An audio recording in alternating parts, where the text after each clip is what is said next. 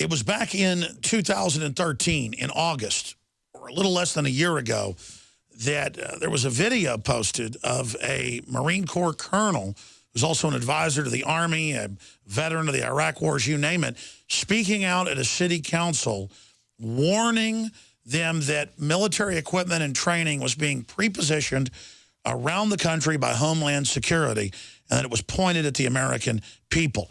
Well, in the last year since he talked about that, we have seen thousands of headlines, literally dozens a week, like this one from the London Guardian, Pentagon preparing for mass civil unrest, social breakdown. Here's another one, the cost of the American police state. Battlefield USA, trillions in the last 20 years spent building up this giant domestic apparatus, hundreds of billions just the last 5 years. It is simply incredible. That's from the ACLU study. So we're really honored today to have Pete Martino in studio with us for this special report. And we appreciate his courage because obviously the establishment has criticized him for talking about the 10 trillion pound elephant in the living room, or the fact that the emperor is not wearing any clothes. He is a retired colonel in the U.S. Marine Corps Reserves now. He's commanded an infantry platoon, company, and battalion, and has been the senior U.S. advisor to an Iraqi Army brigade.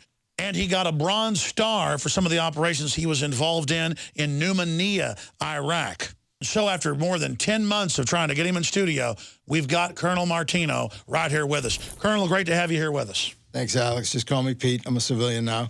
Well, one of the things I'd like to say, first off, is I had a very highly educated Iraqi tell me one time that the way to solve the IED problem over there was the first time you have an attack, take a look around, find the closest house, go knock on the door, tell those folks you got 1 hour to pack and get out, and then blow up their house. And the logic there is, next time, pay attention to what goes on in front of your house. And I think that's the mindset in a lot of the world. And one of the messages I think that should come out of that to the American people is the reason so many people in the world want to kill us is because we need to pay attention on what's going on in our own house. And when it comes to these Bearcats and this issue, to be honest with you, I really don't have a problem with the police having Bearcats if it's to keep me safe and to keep police officers safe. In fact, I know about a dozen police officers personally in New Hampshire who, if they were the ones holding the key, they could park it in my driveway and I'd sleep better at night.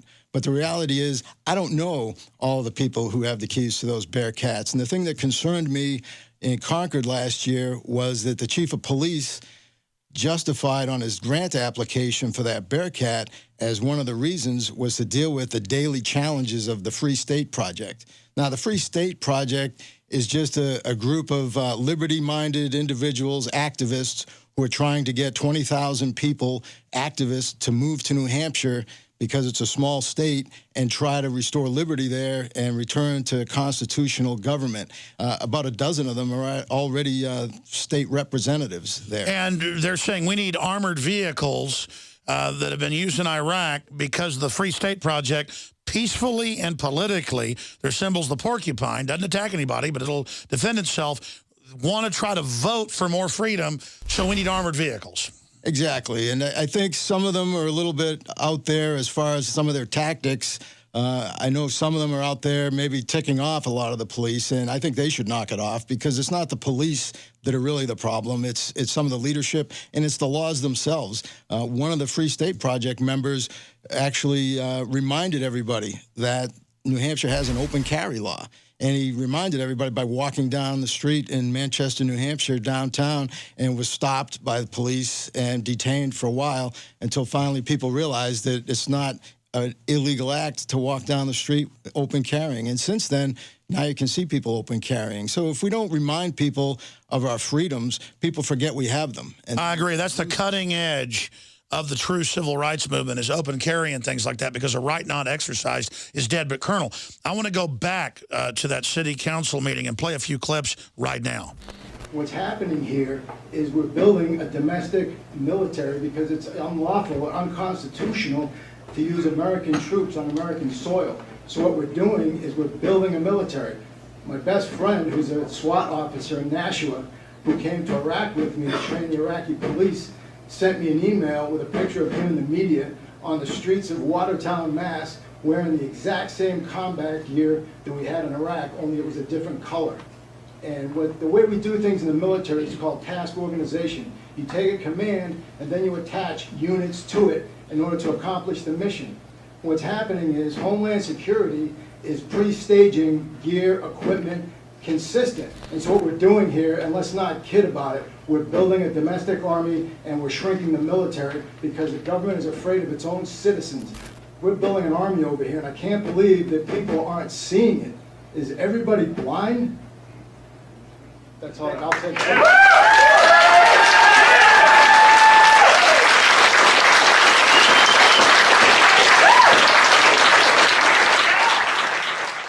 I understand, though, your point about not blaming the police individually or the military individually. I found police and military are some of the most awake, pro-liberty people out there because they know what's going on the inside. But undoubtedly now, they say that Homeland Security is not for al-Qaeda that you fought in Iraq. It's for the Tea Party, for veterans, for gun owners. That's in the news. And that it's for domestic groups and civil unrest. That's unconstitutional under posse comitatus. Well, I think one of the reasons that I have concerns about Homeland Security, as I said, it comes down to trust. And one of the things that doesn't instill trust in me is the chief of staff of Homeland Security was actually turned state witness and testified against his father-in-law, who was a state senator in Pennsylvania. And he was charged and went to prison for 137 counts of corruption. And I think, what's his name? Christian Marone, who's now the chief of staff of Homeland Security, worked for the senator, spent 80% of his time doing personal work for the senator, particularly overseeing construction projects on the senator's house. And a Philadelphia city councilman said that he basically turned over on his father-in-law to keep himself from going to jail. So these are imperfect people that are in the system. That's why you've got to put restraints on it. Checks and balances. And we're all imperfect, and that's the scary part. How much power do we want to give people who are imperfect, especially someone like this who used as justification, well, it was, the culture of Philadelphia politics. So exactly. I mean, we didn't have military on the streets before in America because we understood that always turned bad. Why is it happening now? And we're not talking about during riots. Just roll them out, have them out there. Talk about why you originally went to the city council and warned people. And then I want to get your take on the NSA, on the IRS, because you've got an incredible list of things to talk about, Colonel. Well, thanks. The thing that actually brought me to that city council meeting was one of my sons. One of his friends was a victim of police abuse. And in some of these police departments all over the country, but even in New Hampshire, in some of these small towns, you get some bad apples. And the problem is that those bad apples, like in any industry, any organization, any bureaucracy, whether it's the IRS, the NSA, and so on, you've got these people who abuse their power. And so when people are victimized by people in power, it's a lot different than when somebody robbing you to take your wallet. These people have power and the authority of government behind them. And so I think institutions need to take a little bit of pride and step up themselves and police their own. And I'm shocked that nobody at the IRS has come forward. Somebody sat next to Lois Lerner. Somebody in some of these agencies was in the next cubicle and knew what was going on and still knows what's going on. And yet you don't see people coming forward and talking about it. So when you work for a government agency and people start broad brushing that agency and talking about it, they're talking about you. Same thing with our country. When people say negative things about the United States or they want to kill us or whatever, they're talking about you and me. The United States isn't some piece of dirt. It's not some monument, some building. It's you and me. It's us. It's we the people. And that's why I do what I do. So I don't want it in my name. Exactly. And so where are the people in these agencies? Where's the embarrassment? Where's the shame? Where's the sense of conscience to go out there and speak up and say something? And a lot of people are afraid of retaliation or losing their job. Well, go get another job. Look for one beforehand. Look for other. Well, I found historically, but also personally, we're going to lose everything if we don't start standing up for what's right. This attitude of just go along, don't make waves, is going to cause a literal tsunami of tyranny to bring it all down. And it all boils down to integrity. And that's one of the things that scares me, too, is the director of Homeland Security said that he was impressed with his new chief of staff's integrity. And so when we talk about integrity, I don't know what their definition is, but I thought it was interesting. We talk about the integrity of the Department of Homeland Security. Here we are being told that the NSA needs to turn the whole planet into the Truman Show, and we're all Truman. And yet, at the same time, we've got people walking across the border, without any ID, just being shipped all over the country. Borders wide open, but Homeland Security is for veterans, Tea Party, gun owners, libertarians. Just like you said a year ago, why are the armored vehicles for the Peaceful Free State Project? Exactly. It's a fraud. It's domestically being pointed at us, so we need to have a national debate about it and explain, hey, you better point that somewhere else. And what it comes down to is the integrity of an organization by looking at its mission statement. And this is the part that I think is wrong with this country is we've got all these lofty mission statements in all of our institutions, and yet if you look at the mission statement and try to follow that mission statement, you end up in trouble with your supervisors. Right from the Department of Homeland Security's website, there are 5 core missions: prevent terrorism and enhancing security, secure and manage our borders, enforce and administer our immigration laws, safeguard and secure cyberspace, ensure resilience to disasters. Now, they're acting contrary to at least 3 of those core mission statements. And so, I'd like to challenge all those, border folks down there. I know there's some good people down there who are trying to speak up, but, people need to band together and stand up and start doing what's right. Point to your mission statement. If you're being told to do something that's contrary to that, you need to go up the chain of command until you find somebody who's willing to do something about it. I saw an article just a few days ago in Reuters about them giving an award nationally to all the people in Operation Valkyrie that tried to kill Hitler. And they teach in the German military now, if somebody tells you to do something illegal or to violate people's rights, it's not a right, it's a duty to resist it. Well, that was taught in the past in our military manuals. I've seen the ones up until the 70s. I don't see that being taught now. Exactly. I was in the Budapest airport one time, and I saw a display for cigarettes for sale, and they had multiple warning signs, labels in multiple languages, and one of them, the one in English, said, "This product will kill you." I love that. Straight to the point, honest. Wouldn't it be nice if our politicians and our government agencies came with those same warning labels instead of the lofty ones that we come up with that are hypocritical? Well, you get called an extremist for saying out-of-control government will kill you. George Washington basically said that. And they call that terrorism now. Yeah, they're terrorists, but the bottom line is to them, they are not. Now, why is that important to understand? Because they are as committed to their cause and to their way of life as you are yours. And they see you as being wrong. Who was the first terrorist organization in the United States?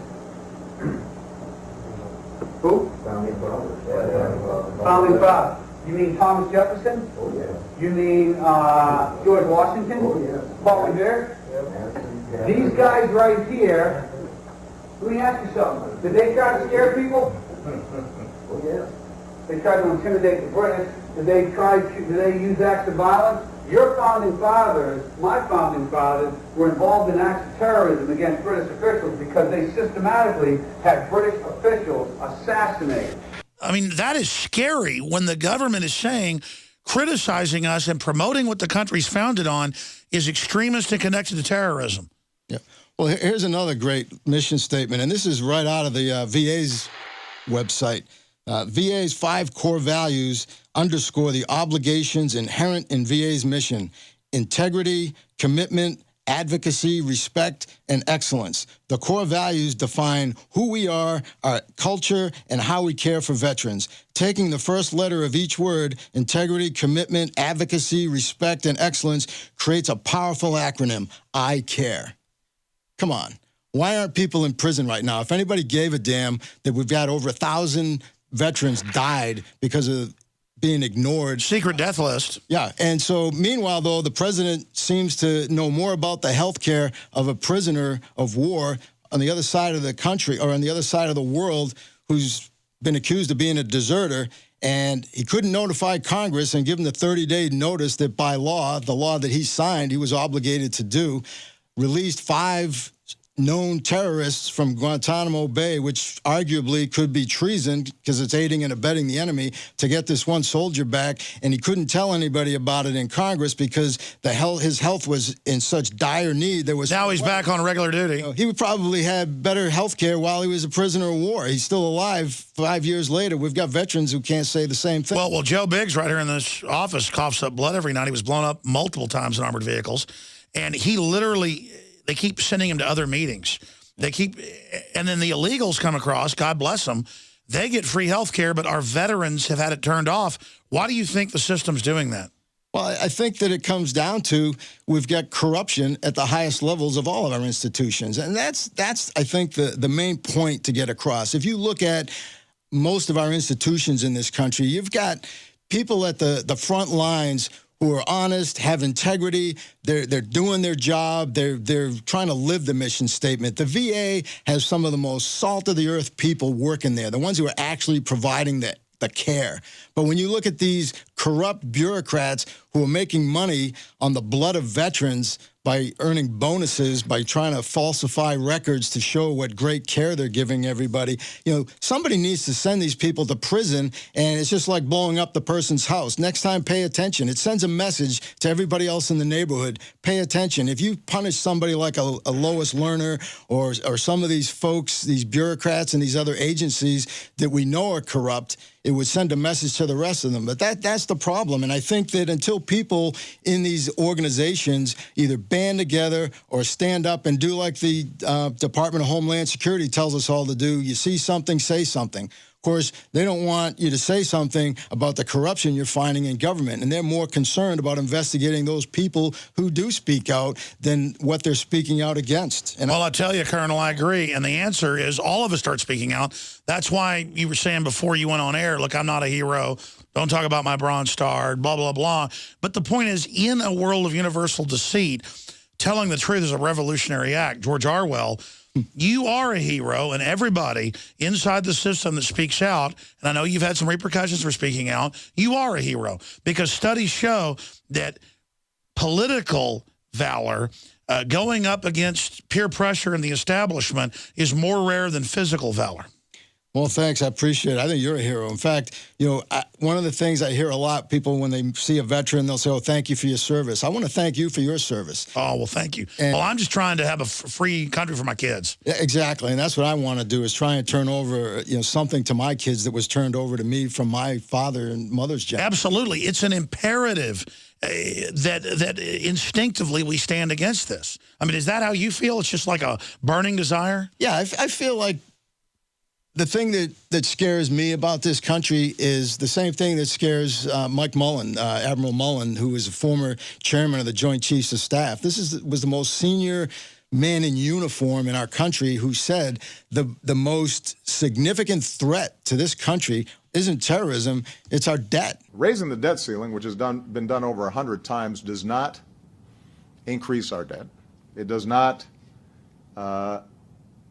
somehow promote profligacy. All it does is it says, you got to pay the bills that you've already racked up, Congress. When our country collapses, what do people think is going to happen economically? I thought it was interesting that during the last government shutdown that they had a quote-unquote glitch in the EBT card system where in about a dozen states, and I'm sure you remember it. Caused havoc. It caused havoc because people's EBT cards didn't work. And a lot of Walmarts across the country, had some serious problems. And I think that was to send a message to the people who did not want to sign that law to raise the debt ceiling. And it was, do you really want this to happen on your watch? Because this is what happens when people's EBT cards don't work for a few hours. What do you think is going to happen when Social Security recipients, people on disability, veterans, everybody who works for a government agency suddenly doesn't get their check? We're going to need those Bearcats. And that's really, I don't have a problem with having Bearcats, because if they're going to collapse the government and you're going to see riots in the streets if our economy collapses, then sure, people are going to be wishing they had more Bearcats. But well, that's where I was going, and I want to hear who's controlling those Bearcats. Who are the people at the top that are going to be giving those orders? And we know it's going to be at the Tea Party who knew about the problems and tried to stop it. It's going to be the free staters who knew about the problems and tried to stop it. And that's the issue, is that I've said, as things collapse, and if Austin's burning, where we're talking today, I would want the police to put down riots and protect my house. The issue is, though, the globalists lit the fuse of this. The Federal Reserve devalued the dollar. They moved the world away from the dollar. They did this, and they think they're going to bring in the crisis and get total social control out of it. They engineered it. So when it all collapses, which probably is inevitable now, probably too late to reverse it. Ron Paul said that on my show, and I agree with him. We tried years ago. The people that engineered this need to get the blame and go to prison so it doesn't happen again. Instead, we're going to end up with the engineers of this, who certainly exacerbated it, getting more power out of the crisis they created. The old days, if you screwed up, you got fired or in trouble. Now they insulate themselves. So what I want to do, sir, because you're respectful and a nice guy, you keep throwing it back to me. I want to give you the floor now here for about 15, 20 minutes to get into all these incredible points that you bring up about the average Marine corporal. How much power do you want the president to have in the centralization of control? Government as a racket, Smedley Butler, Noam Chomsky. I want to give you the floor here to address the viewers out there, Colonel, and really talk to folks, because I think in the final equation, what you're getting at here is, this is all a discussion we got to have with ourselves, our families, everybody else. This is a societal evolution. We're going into the bottom of a decadence cycle. And if good men and women don't get on deck to try to really have a soft landing, who knows where the world is going. So I want to give you the floor here to basically do 10, 15 minute, 20-minute speech, whatever you want, to the viewers out there and the listeners out there. Going back to the integrity issue, here's another mission statement from our IRS. Provide America's taxpayers top quality service by helping them understand and meet their tax responsibilities, and enforce the law with integrity and fairness to all. So when it comes to what does integrity look like, if you look at our leadership, it's really shameful. Our people deserve better than that. Our veterans deserve better than that. Our citizens deserve better than that. We've had wars on poverty, drugs, the war on terrorism, and we're losing all of them. But we never see a war on corruption, a war on abuse of power, and a war on ignorance. Not illiteracy, but ignorance about what really goes on in this country. And I think, Alex, you do a great job of really, you've hit it right on the head, InfoWars. It's all about controlling information, and people just don't get the facts. They don't get the information. They don't really know what's going on out there. And so I think that a war on ignorance is about teaching people, how vulnerable they really are toward mind control, manipulation, and so on. I read years ago that there was actually a psychology professor, of all people, whose class decided to do an experiment on him. And when he moved to the left side of the classroom, they all perked up and looked interested. When he moved to the right side of the classroom, they all looked bored and nodding off. And by the end of a few classes, he was teaching the entire class leaning against the left side of the wall on the left side of the classroom.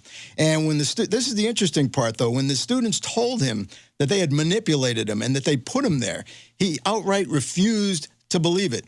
He said that, no, I just like it over here better. And I think that's what's going on in this country. And the real, the cure for, or the way to inoculate people against manipulation, against mind control, against influence, is to simply educate them about the process of how it's done. And the real key is to get people to be willing to listen to other sides of an issue and stop being convinced that there are only two sides. The government obviously keeps everybody fighting against each other over distraction issues like abortion, gay rights, you name it. If everybody could just take a break for one election cycle, all these one-issue voters out there, and just make the one issue corruption. And regardless of where your politicians stand on your particular issue, if you can't trust them, then why are they your poster child? Why would you want to send somebody to Washington who is lied to your face? If you were an employer and an employee lied to you, stole from you, how long would they last? If you had a neighborhood watch, would you give all the weapons to the one person in the neighborhood who lies to everybody, who you can't trust, who's actually stolen from people? And so that's one of the things that concerns me, and I think it's really that war on ignorance and really reminding people or educating people as to just how much corruption has gone on in this country. One of the solutions, I think, to fight this war on corruption, and I see all the time out there on the internet, there's a lot of people out there who talk about taking up arms against the government and, starting a new revolution. Well, I don't think we're ready for that yet. I don't think that that's the way to do it. I think that the war really needs to be about corruption. And the way I would fight a war nowadays, if I were to go try and take over a country, I wouldn't send battalions of troops over. I'd send battalions of students, journalists, business people, politicians, teachers, and so on. And I would have them go into all those organizations within that country. And it really comes down to a battle of ideas over the water cooler, have discussions, let the best ideas rise to the top. And really it's about educating people. It's about doing the right thing. And I think that if people really want to fight for this country, if you work for a government agency, you need to step up. And you need to look around, read your mission statement. If you're acting in conflict to that, then do something about it. If you're told not to, then go to your supervisor, go to your supervisor's supervisor. Until the time comes when enough people band together to turn some of these agencies around and we start demanding that people be held accountable.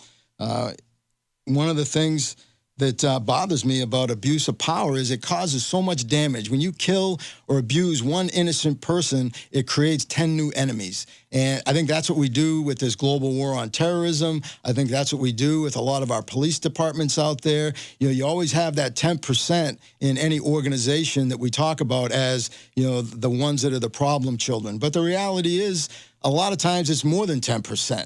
And in our government agencies, that other 90% needs to, clean up their house. And unfortunately, a lot of times I think that 10% is at the top, so it's going to be hard. Another thing that I think might be a small first step is, wouldn't it be nice if somebody would sponsor a bill and we passed a law to add the oath to tell the truth to the oath of office? And what that would mean is, basically, anytime a politician or a government bureaucrat who takes an oath of office is speaking publicly or representing their office, whether it's to the people or the media, that they're under oath and that they're subject to the laws of perjury, subject to the penalty of perjury. And why don't we have mandatory sentences? And so I think if we could just clean up our politicians and bureaucrats, it's a small step because I'm sure they'd work around lying to us. Maybe they'd just shut up, which wouldn't be a bad thing either. I'd rather have them not say anything than to just lie to us. But eventually, organizations, whether it's a military organization or unit, a company, a corporation, a bureaucracy, or a country, eventually organizations take on the qualities and characteristics of their leaders. There's an old saying that an army of deer led by a lion is more to be feared than an army of lions led by a deer. And if you look at the people who are leading us, where are they taking us? When you look at some of the qualities of our leaders, we need to take a closer look of who's representing you. These are the people who represent us around the world. We had an ambassador to Belgium who was an accused pedophile. And there was an internal memo that was found or became public a while back that said that Howard Gutman would frequently try to ditch his security detail and solicit sex from prostitutes and minor children. And yet the investigation into that was quashed by high-level members in the State Department. Secretary of State Clinton at the time said that the first she heard about it was in the media. Now, my question is, okay, well, once you did finally hear about it, what did you do about it?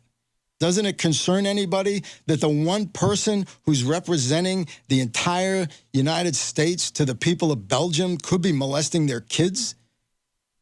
Mr. President, you're telling me that that's the best person you could find to be an ambassador for us, to represent us? Jeffrey Toobin said that Gutman was a Washington super lawyer who bought his ambassadorship through massive contributions to the Obama campaign. And Mr. President, you couldn't find a Secretary of State out of all the qualified people in this country who wouldn't have to read it in the newspaper that one of our ambassadors could be a child molester? Another thing that I'm curious about is, you know, these ambassadors that are political appointees. It's interesting that they never seem to end up in places like Benghazi or things like that. And if they did, I wonder if we'd spend more money to protect them, or maybe make more of an effort to protect them if they were in danger. What difference at this point does it make? It continues to come back to trust. And if you look at our politicians, you can go all the way back, or as far back as you want, to look at lies that have been told to the American public. And, you know, Herbert Hoover said that the economy was great and everything was wonderful. And a week later, the stock market crashed and we entered the Great Depression.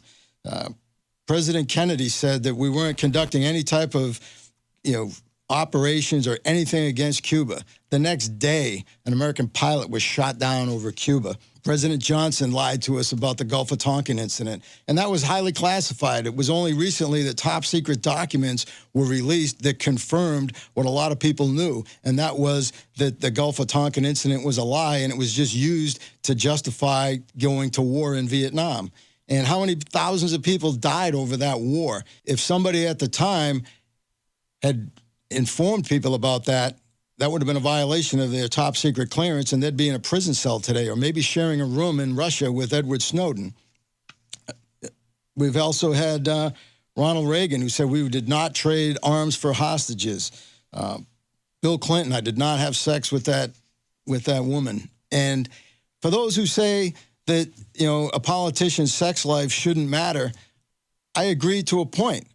But the problem is, if President Clinton was willing to lie to his own cabinet, to the entire country about his sexual relationships that he did not want made public, what else would he have done if one of our enemies found out about that? And maybe they did, who knows? But how much pressure could those people put on him to do things? If you're trying to hide something like that, and look at all of our politicians out there who may have some of these skeletons in their closet. And so lies are lies. When you look at President Bush, I will not read my lips. No new taxes. read my lips, no new taxes.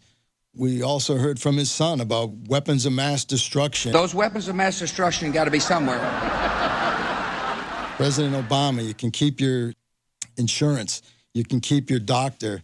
Noam Chomsky once said that the reason that a lot of governments classify information isn't necessarily to keep it from their enemies, who in many cases already know, but it's to keep it from their own people. General Smedley Butler, the only Marine to be awarded the Medal of Honor twice, wrote a book, War is a Racket. And I know you're familiar with it, Alex. But after World War I, Smedley Butler did some research and found that that war created over 21,000 billionaires and millionaires during a time when the frontline troops were being paid $30 a month. And he said that the key to ending war would be simple: take the profit out of it. He said if you conscripted labor, capital, anything that's needed for the war effort, and paid CEOs, politicians, generals, admirals, everybody on down the same thing that the private fighting the war is being paid, announced that 30 days ahead of time, and he said there'll be no war. And it's curious, I'd be curious to see how long the war on terrorism would last if CEOs of some of these defense contractors, private security companies were making $15,000 or $1,500 a month instead of 8-figure salaries in some cases.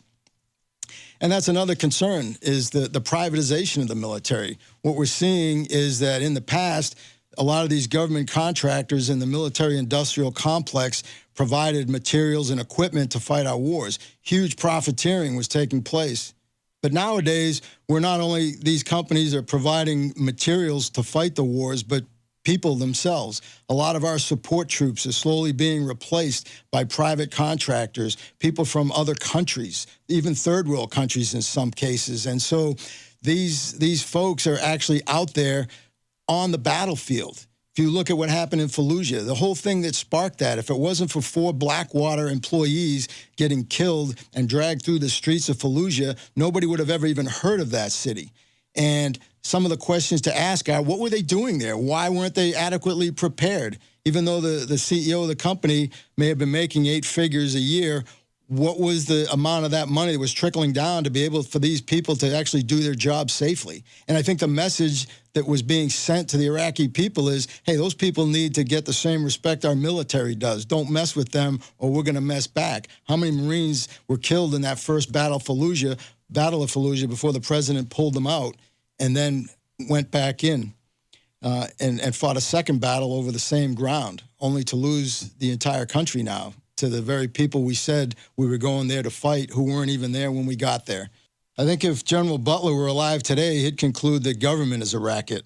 If you look at what's destroying this country, it's all the corruption. The reason we've got a $17 trillion debt is because of all the money that's been looted from our government, from the taxpayer, all the promises that were made to my parents' generation for Social Security and so on. You know, that money's been raided. That money's gone. You know, now that it's time to start paying those bills and to start paying those people what they were promised, that money's not there. And if there's one thing that has unified Democrats and Republicans and everybody in between, it's that we all hated the bank bailout. I think the question that people need to ask themselves is, how much power and authority do you really want your leaders to have? And when the President of the United States claims the authority to be able to kill an American citizen anywhere in the world, anytime, just by declaring them a terrorist without any due process, that should concern people. And I think it concerns a lot of people, but apparently not enough to do anything about it. When the most powerful person in the Senate calls an American citizen a terrorist, a domestic terrorist, like he did with Cliven Bundy, over a dispute about grazing fees, an issue that's going on in courts, an issue that involves money and so on, and declares him a terrorist, you know, what message is he saying? I mean, he's basically telling the President of the United States, hey, here's one over here. Does that mean that the President is now going to, you know, send in a drone and kill Cliven Bundy or some other people? And so I think that's something that people need to pay attention to. If you think it's okay for the President of the United States to be able to kill you and you can sleep at night with that, then, hey, that's fine. But think about the crop of politicians here that are running for president. Think about the politicians in the opposite political party that you might belong to. You know, did you want George W. Bush to have the authority to kill you? Did you want President Bill Clinton to have the power to kill you? Do you want President Obama to have the power to kill you? Do you want any of these candidates that are running for president to have the power to kill you? And that's something that everybody needs to take a real sobering look at. Do you really want your president to have the authority to kill you? Because that's what it comes down to. When you're saying, well, yeah, he can go kill a terrorist. Well, I'm not a terrorist, so I don't have anything to worry about. And it's just like the people say, well, if you don't have anything to hide, you shouldn't care or have anything to worry about that the NSA is monitoring every aspect of your life. And it's not that you have anything to hide. It's not that you're doing anything wrong. But the problem is, you know, people get the wrong message out of 1984. It's really about finding people's fears, finding people's weaknesses so they can be exploited. You know, maybe you're very close to a certain person or a certain relative. Maybe you didn't do anything wrong, but maybe they did, and now they can use that to get to you. And so we shouldn't be under this level of surveillance. And it's total hypocrisy to try and tell the American people that we need this level of surveillance on our entire population because the threat is so significant, and yet at the same time, the very agency, the Department of Homeland Security, that's trying to put the fear into everybody, that's trying to terrorize the American people into believing that there's a terrorist around every corner and that your local police department needs to have an armored military vehicle in order to deal with it, when at the same time we've got people walking across our borders unchecked, not only unchecked, but assisted by our own government and being shipped all over the country. This is a biological attack. We've got diseases. We've got people who are literally walking biological weapons being sent all around the country. And if that's not impeachable offenses, if this isn't even treason, then I'm not sure what is. You know, the average Marine corporal has more integrity, I think, than all of Washington. And they swore an oath to defend the Constitution, not the country, not the government, not even their families, but the Constitution, the ideas that are in there. If you're one of those people who always says to a veteran, hey, thank you for your service. If you want to thank a veteran, get a copy of the Constitution, read it. Help defend it here at home. Demand that your politicians read the Constitution and start to live by it and vote by it. They deserve better. I think maybe that's why the Homeland Security sees veterans as a threat, because they know what's in the Constitution. When I was a battalion commander, the very first thing I did was issue everybody in my battalion a copy of the Constitution, a pocket version, and told them to carry it with them all the time. I want to thank Colonel Pete Martino for doing what he's doing, standing up, being a man, fighting here in the Republic, here in the homeland against the takeover we see unfolding. And I want to talk to all of you out there. Remember that whether you are a Marine Corps colonel with a Bronze Star, whether you're a school teacher, whether you're an auto mechanic, black, white, old, young, Hispanic, I don't care. Muslim, Christian, Jew, agnostic. Liberty beats in the breast of every man and woman out there who's not evil. And most of us are not evil inherently. We just are ignorant. And we've been afraid to stand up and be leaders. We're going to lose everything, ladies and gentlemen, if we don't stand up and speak out now and get back to the basic American values that made this country so great and made our nation the model of the world. So, Colonel, I salute you and your wife for coming to Austin to talk to us. Thank you so much for your time tonight. Thank you, Alex. Pleasure. Anytime. All right, folks. Again, never forget, if you're watching or listening to this transmission, you are the resistance.